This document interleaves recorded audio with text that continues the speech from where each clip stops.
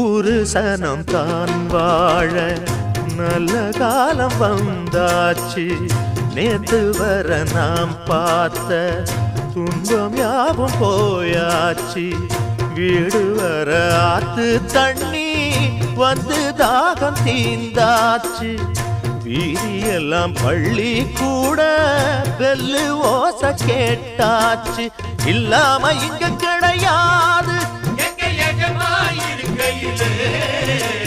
பொல்லாப்பு நம்ம